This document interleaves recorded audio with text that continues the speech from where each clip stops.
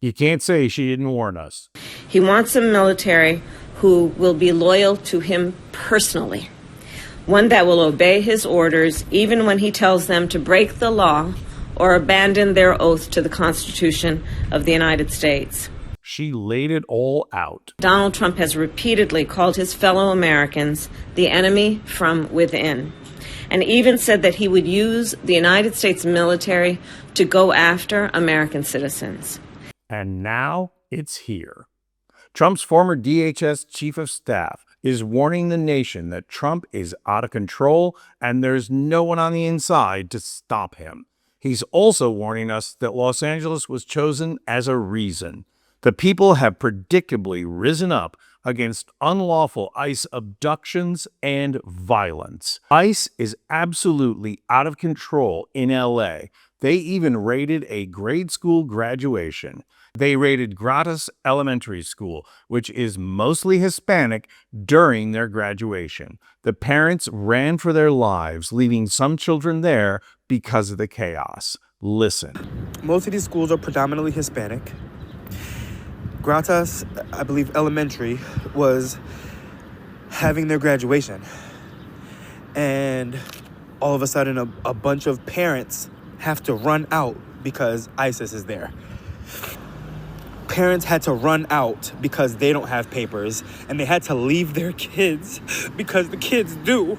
ICE also assaulted and arrested an American citizen and labor leader, SEIU California's President David Huerta, during an ICE raid in the warehouse district of downtown LA. He was there as an observer, and they assaulted him. Watch.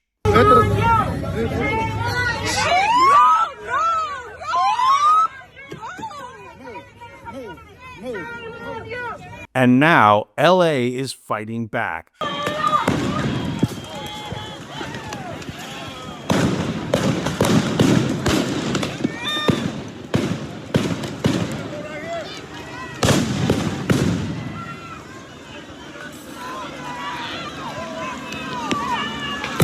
But it's the wrong tactic. As this former Trump staffer warns us, Trump went to LA looking for a pretext. Listen. What is happening in Los Angeles is not a rational response to what they're seeing on the ground. This is indeed, in my view, pre-planned to be able to give the president justification to invoke the Insurrection Act. And it made sense that where they decided to do these raids was Los Angeles. I very firmly believe in the White House, they suspected the response would be protests, and then they could use the protests as a response to use the Insurrection Act. But this is much, much bigger than Los Angeles. I'm telling you, from the first term, if Donald Trump had gotten the authority to use the military on U.S. soil to enforce domestic law, it was going to go much beyond enforcement of immigration law. That was our fear, and we are seeing potentially the early innings of that play out in real time. So this is very, very significant. Folks need to wake up, and I don't suspect they're going to be going and asking governors for their permission in other states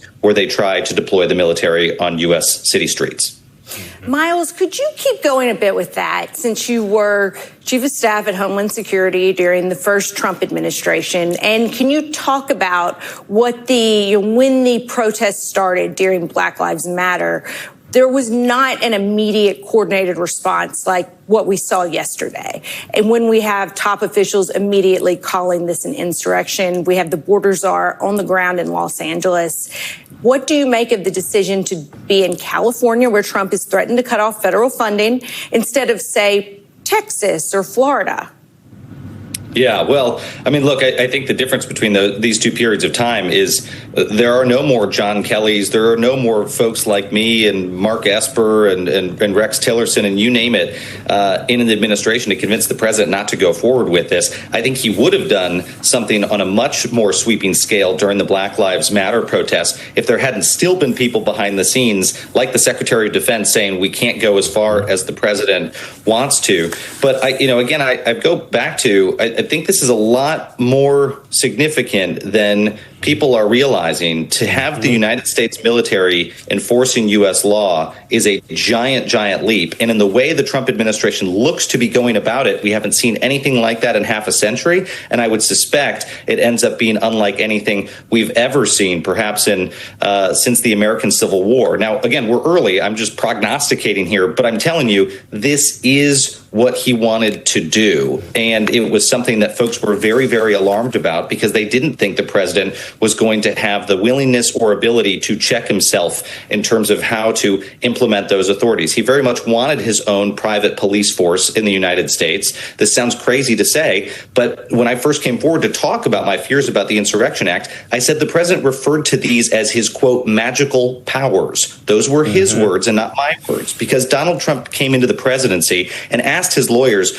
basically, what's the height of my power? Where can I really execute things where no one can second guess me? And he learned about the Insurrection Act very, very early in the presidency. And so with regularity, when he ran into an issue where he couldn't overcome it, or he was told the judges would stop him, or he couldn't enforce this or that law, he would bring it up and say, this is where I should use my magical powers, which of course seemed like very bizarre words for a president of the United States to be using. That's how he views these powers right now. But what is going on in LA is an important lesson for all of us. The time to express outrage is over. Now, make no mistake about it, it is definitely time to 86 the taco, but the only way to unseat Trump and the MAGA movement is with nonviolent resistance. We cannot give them the excuse they need. People need to turn out and fill the streets, but do it sitting down. They cannot claim an uprising if people are sitting. There's already tanks moving into D.C., ostensibly for a parade, but it's a vivid illustration that when push comes to shove, we stand no chance pushing back against the U.S. military. It is time to go back to the methods of the civil rights movement under Martin Luther King Jr. Turn out big numbers, resist, but always be nonviolent. This is the only way we are going to stop ICE, Trump, and the MAGA movement. Reporting from Rome, I'm Anthony Vincent Gallo for Occupy Democrats.